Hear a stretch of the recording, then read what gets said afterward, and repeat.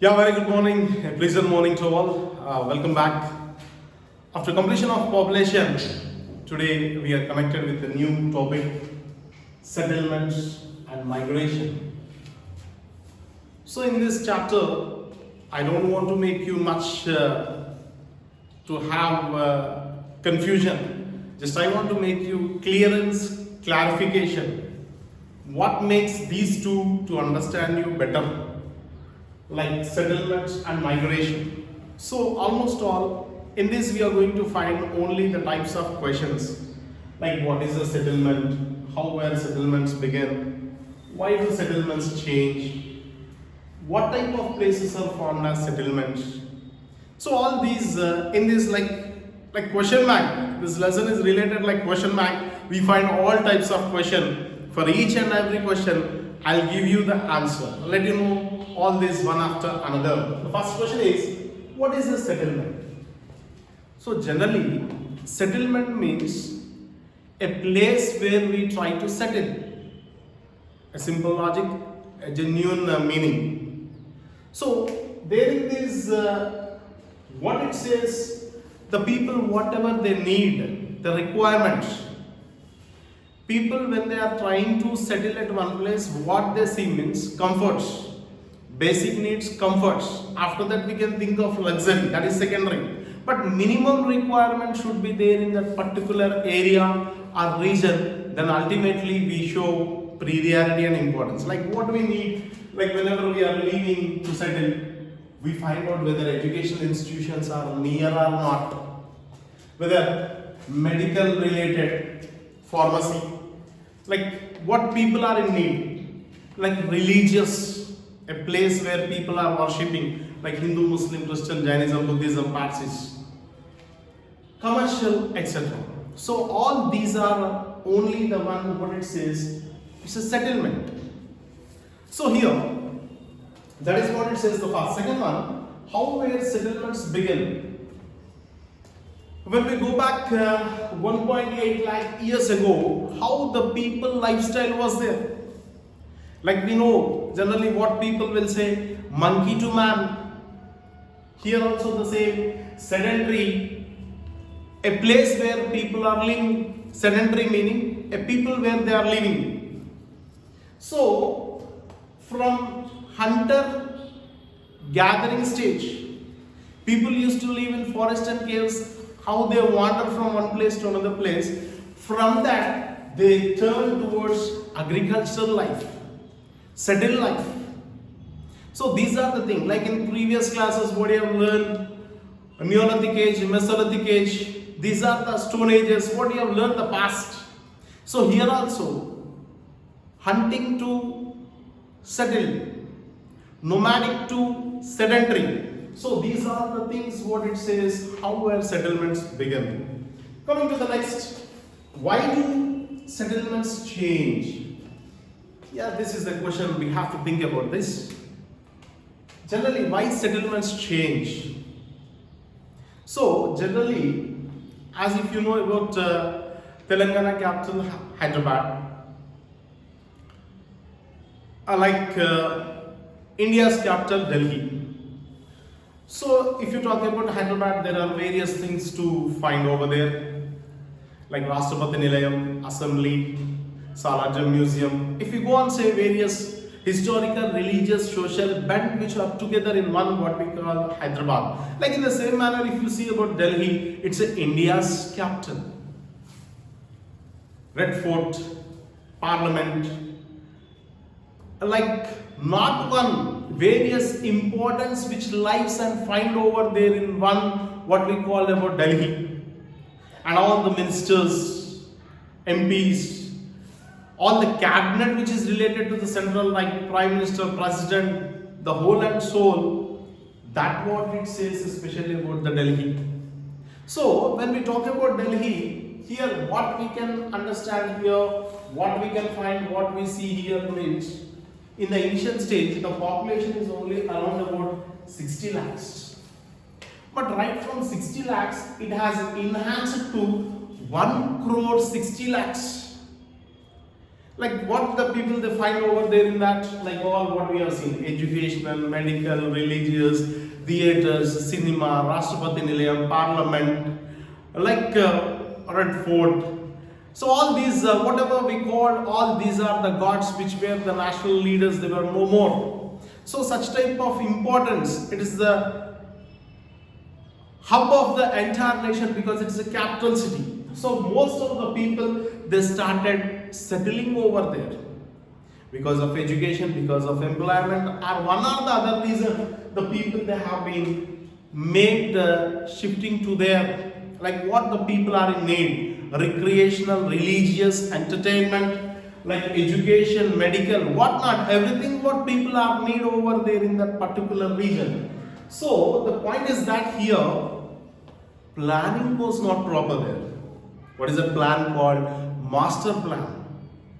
So when planning is not perfect, then ultimately the problems arises. See, nowadays we are seeing all the new dimensions, line and length, almost all with central and state governments we are seeing. Like what we are seeing, extending of roads, drainages, water facilities, street lights. All these are, so far it was not yet finished, but latest why we are seeing, because of these are the master plan which is there in the beginning, but implementation was step by step. What was the drawback here means, though it is an Indian capital, it have its master plan, but the plan was not perfect. That is the problem what the people there, settlements change. Though it is the capital of India, but planning was not proper.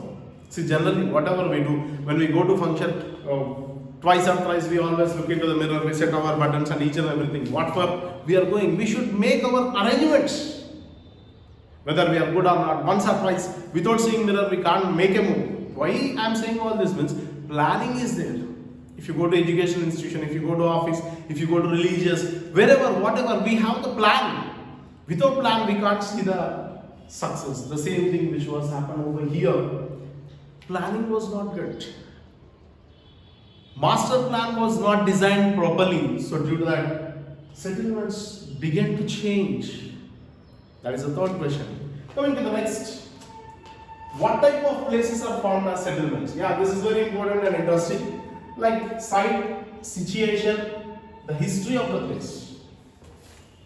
Generally, what places we attract means, suppose if I ask a question, what place do you like means, some may say Ooty, Kodaikanal or graveyard. Graveyard means don't be shocking. Of course, Taj Mahal is also a wonder of the world. It is also a graveyard on behalf of his wife, Shah Jahan, who built. That is what we call the importance what it lies. So here, what is my point here means, what type of places are found as settlement means based upon site, situation and as well as history of the place. Suppose if you talk about Kakatiya dynasty, Rani Rudrama Devi. So like if you talk about Pratapgarh, Chhatrapati Shivaji, what they have designed, what they have been planned means, they have a vision for future. Vision in the sense nothing but what? Having future plan. So that was the reason they have planning.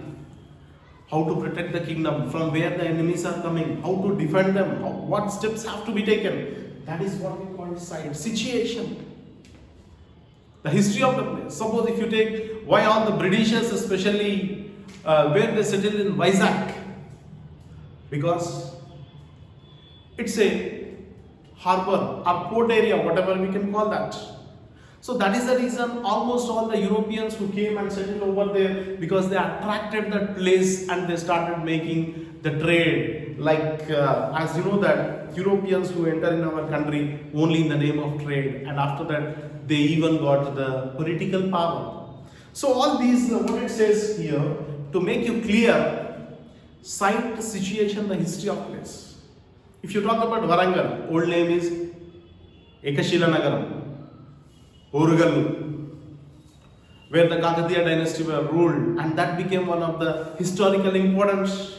If you talk about Hyderabad, Bhagyanagaram, it have its own important things related for what? Site, situation, the history, Kuli Qutub Shahis, Nizam rulers, If you talk about Delhi, Delhi Sultanates.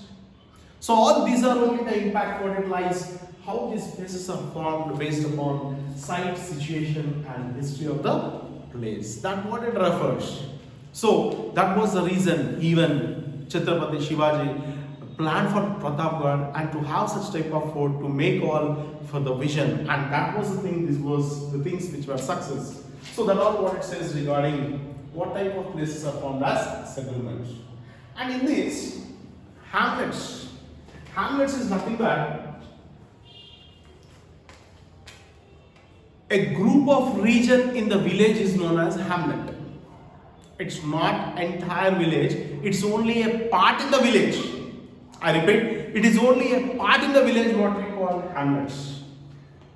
Followed by village, towns, cities, metropolitan, mega cities. So all these calculation hierarchy in which what we can make means only the one based upon population. And here especially like what we call the metropolitan cities, mega cities. First, before we talk about metropolitan cities and mega cities, let me make you one clear information. Metropolitan cities means these are the cities which connect from state to state, country to country. That is called metropolitan. Cosmopolitan means different type of culture of people. Americans, Russians, Indians, Finland, Poland, Switzerland, New Zealand, whatever you are going to find around the globe. That is the two difference between metropolitan and cosmopolitan. So here, children, what I want to make you clear is that metropolitan cities like Chennai, Hyderabad, and mega cities like Greater Mumbai, Greater Delhi. So these all are the one, as now what we are seeing, Greater Warangal Municipal Corporation. So all these are the cities, how these are the things with which we are seeing the latest upliftment or the development. That all are only the things what it says regarding how the places which was find are seen, that what we find. Even if you see village to village, village to town, town to city, city to metropolitan mega city. So all these are the things how we can find here.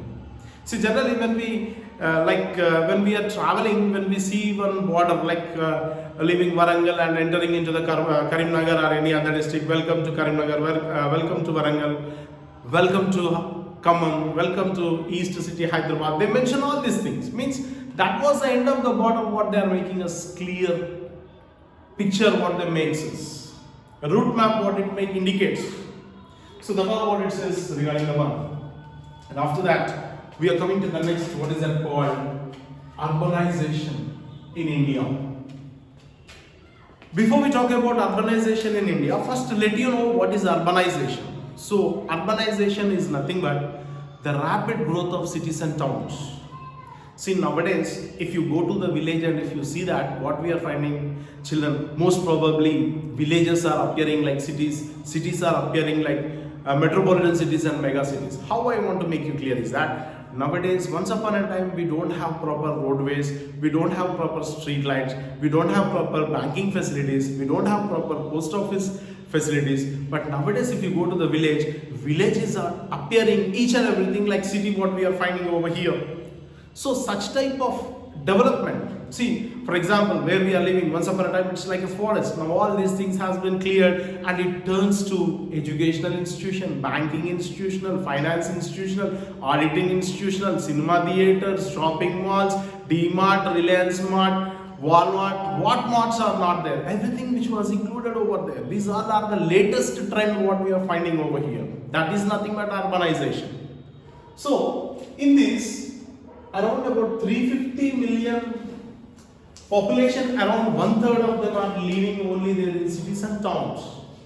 And here, what was the main drawback here means, in this hierarchy, who are the people? They are only downtrodden, depressed and suppressed people means scheduled caste and scheduled tribes. They are only in unorganized sector. They are only settled in one what we call unorganized sector. That all are only need how they are facing such type of problems in having their own requirements. So these are the things what it says, how they are suffering, what they are in need. So the main reason is most of them are in unorganized sector. Rickshaw pullers, watch repairers, cycle repairers, mobile accessories, Xerox centers, online services, all these are only under the privatization, like hotels. So these are the things what the people are facing. That was the people who are there in this unorganized. And here, what will be the next problems of urbanization? When there is a rapid growth of cities and towns, ultimately population also will enhance and increase. When population is increasing, then ultimately that will be impact. What will be the impact? Water usage, disposal of sewage, and environmental stress. Environment is completely polluted. These are what it says, how they are suffering, how they are making such type of problems. These are the things what it says regarding the one, how they are facing the problems. So to overcome that, we have to follow a healthy environment with making opportunities of all the people where they are in need of employment. Then that will be better for the future development and our nation also. Coming to the next, what we call electropolis. See, like where the trains are going to stay, that what we call railway station, where the buses are going to stay, that what we call bus stations. Like here, electropolis is nothing but about airports. So there in this civil aviation, the two important things where we can find the two differences. Indian Airlines, Air India, it have a lot of differences. Indian Airlines means within the country, domestic level. Air India means international level. So generally, like flight when you are landing and as well as take off and land off, while these are the things. When you enter into the flight, what the people will say, one will be coming and wishing you and they make you all clearance. A warm good evening or good morning, they'll say, and they say that, so this is the flight ready to move. You have to put your seat belt and whatever the things which are mentioned in that, you have to follow these all things what this is. So these are the cautions what they make us. So what I mean to say is that here there in this electropolis, these are the international airports like Suvarnabhumi, Thailand or Bangkok, Dubai and Cairo of Egypt. So all these are the international airports. So this is nothing but what we call Air India. That's what I want to make you the civil aviation between Air India and as well as Indian Airlines. So that two differences what it says. Indian Airlines is only domestic, Air India is international level. That's what it says regarding the one electropolis in which what we are going to find. So that up to now these are the things just we have only connected with settlement. Now we are connecting with one what we call migrations. Migration, before we discuss what is migration means, people move from one place to another place. People move from one place to another place in search of employment, in search of education, in search of a job, like in one or the other way, the people one who migrate from one place to another place. That is what we call migration.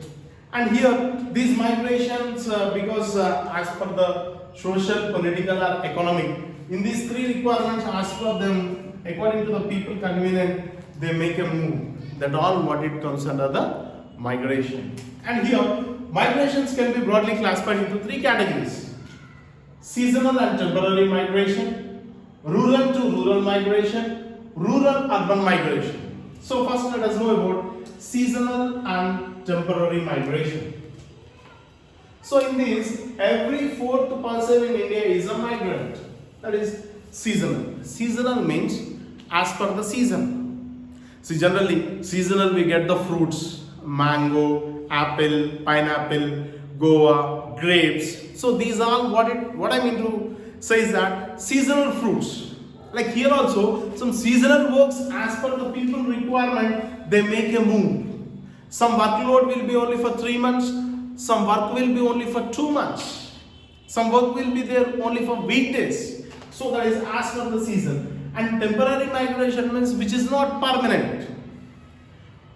Like daily wage laborers, if you see some construction laborers, today there is work and tomorrow there is no work. Temporary. And sometimes continuously 15 days work will be there and 15 days they'll stop. For example, if you see building construction, if they put on the slab, they wait for 10 or 15 days. And what they say, for 15 days we have to wait, there is no work. So that what we can consider temporary migration. But here what is my point is, every fourth person in India is a migrant. That is according to 2001 to 2011 census what they have been made. That is what we call seasonal and temporary migration. Next, rural to rural migration. In this rural to rural means village to village. Rural is nothing but village to village. So in this village to village, what happened here means, especially when you talk about Maharashtra in 1970s, like Koyana Dam, in which where the sugarcane cutters, where the people are the head loaders, what they carry on, what they take of that all what they used to follow here. And in this, what this is, children, around about 6,50,000 are the laborers.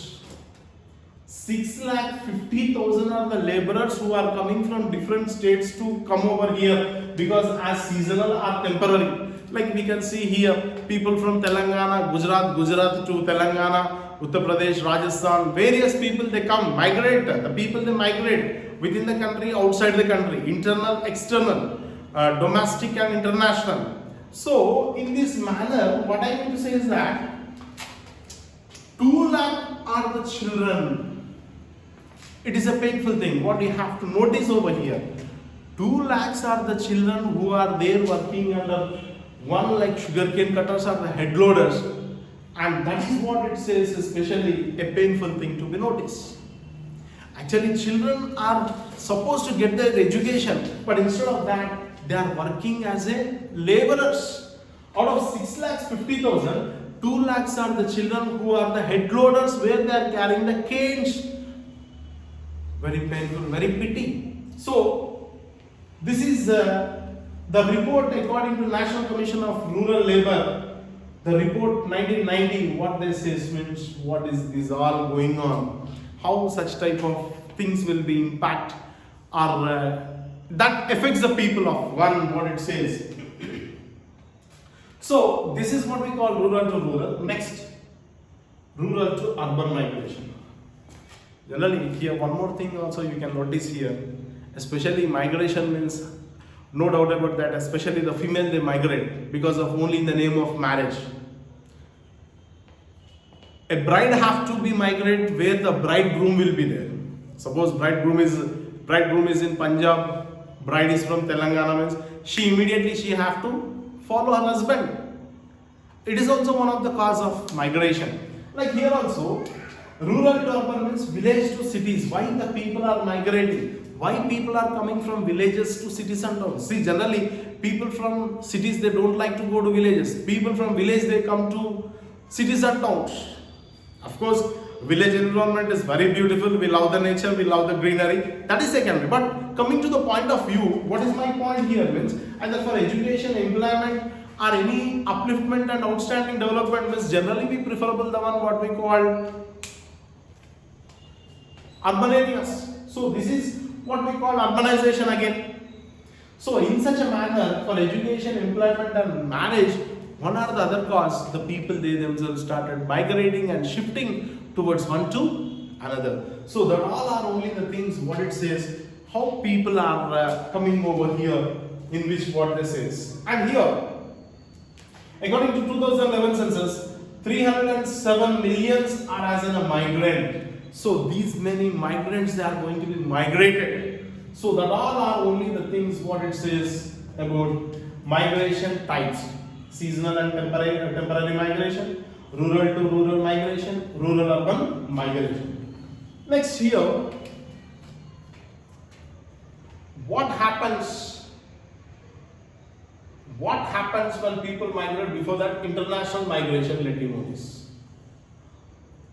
International migration in these, especially according to UNDP, United Nations Development Program, what they have made here clear, 1/3 of the world, in which 200 million people are the international migrants. So in these international migrants, what was the thing they are saying means here?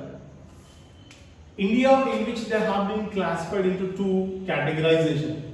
technical skills and professional expertise. Second one is unskilled and semi-skilled. Like if we compare about these technical skills and profession, software or the doctors, people coming all over the world, people from Canada, people from America, people from Australia, people from some of the other nations, they are migrating. If any surgery, if any requirement is there, as per the people, like doctor when we talk, a surgery is there, then immediately he'll come to the flight and immediately he'll go by the flight. So these are also like we can consider like professional experts, like technical skills, like software, the people how they are going to be making usage of that. And not only that, in the second type, what they are saying means unskilled, semi-skilled. Skilled, unskilled. First, let you know. Skilled is nothing but talented. Unskilled is less talented. Both are having talent, but what is the difference? Means skilled is having more, unskilled is having less. For example, X can make 5 computers in a day. Y can make only 2 computers in a day.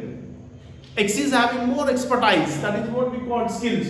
So these are the 2 categories. What it says regarding the international migration. And next is that, as I said just now, what happens when people migrate? What not? Various problems, especially health problems. Like people when they are migrating from one place to another place, people may face various types of problems. People one who works in brick lanes, the people one who works in sun, like what they get means body ache, headache, stomach ache. Sometimes they may be fainted also. They can't adjust for such type of environment, and that is the reason people will feel inconvenient. That rise to one what we call health problems. That ultimately gives the scope to get the health problems. And lack of facilities. Like people wherever they are living, of course nowadays one nation, one ration. But whereas there previously there is no such type of one like what we call PDS system, public distribution system. People they have to go there, they have to purchase their own, and all these are the requirements where they used to suffer a lot. So such type of requirements, minimum what they need means food, clothing and shelter. And shelter, it is a problematic. Clothing, okay, of course, but the food is the basic need of them. So all these things, even drinking water, like whatever we need, whatever we are finding, like electricity, each and everything, sanitation, whatnot, disposal of usage, all these problems which will be created, lack of facilities. And siblings, like no proper care, they may miss the relationship between parents and as well as offspring. Even the siblings, they can't take proper attention to them. And most of the children will be dropouts. Like people from Telangana to Maharashtra to Gujarat, if they go on migrate, people they can't get their TC, and people they can't get their education 3 months in one state, 3 months in one state, the education will not continue total academic year. So what is my point here? With that, we find more dropouts. So children, what is the point? Why they are saying to you to know and understand about the settlement and migration means education is very important. That you should not forget. So one of the reasons what happens when people migrate means even there is a lot of dropouts what we are seeing. Even still today, we are not reaching the target to fulfill 100% literacy. Though we have various types of missions like National Literacy Mission, Education for All, Right to Education, though we have, but we are not reaching that. That is one more thing. And one more, what happens when people are migrating? As people, they are going to be sent the amount through remittance. Like previously what we are having money order, but nowadays the system has changed. Phone Pay, Google Pay. Within a fraction of seconds, we are getting the information, such type of net banking. All these are the which we are having. But previously when you see that, such type of facilities are not available over there. So all these things, what it leads, and most of them are unable to fulfill what they need and what they require. So such a great problems what they are facing, that is only what it says, what happens when people migrate. And at last, conclusion of the topic, monitoring of international migration. Monitoring of international migration here. Just one simple example. Suppose nowadays in the lineage of society, what is very essential means marriage. So nowadays if you ask anyone what they are saying means my son is in Australia, my son is in America, my son is in Sweden, Finland or some other nation, they are saying. What they are doing, we don't know about that. But what they say, we are believing that. So what is very essential when you are ready to go to any other nation means you should have passport visa. And these as per the people requirement, as per the job, as per the education, that is different. Only just to be live over there, people will not permit. Like in this manner, here the act which was introduced called the Immigration Act 1983. So in this International Migrants Immigrant Act which they have been made that they should possess the passport, they should have the visa. As per the requirement of international countries, whatever they ask, we are able to show. Like generally, when we are going on the roads, if a traffic police is going to be caught, what they'll ask first of all, where is your helmet, where is your driving license, where is pollution, where is insurance. So all these are the certificates how we are in need. Here they too they need the passport visa. You are from which country, what purpose you have come, for how many months, how many years you are going to be staying. So all these questions that they are making, and even sometimes they are making Indians to be in jail. That is very painful thing. So to eliminate such type of confusion, they introduced the one what we call Immigration Act 1983. In this International Immigrant Act of Immigrants Act, what it says means giving security for the Indians. Yes, we are there. They are our people. They came because of education. They came because of employment, and they will be back. So all these are only the Indian government is challenging with such type of a task, and today that is the reason most of the people are there in abroad, and abroad people are coming to our country. So all these are the things what we have learned and understood about the topic. That is what we call settlements and migration. That's then. Have a fantastic day. Thank you one and all.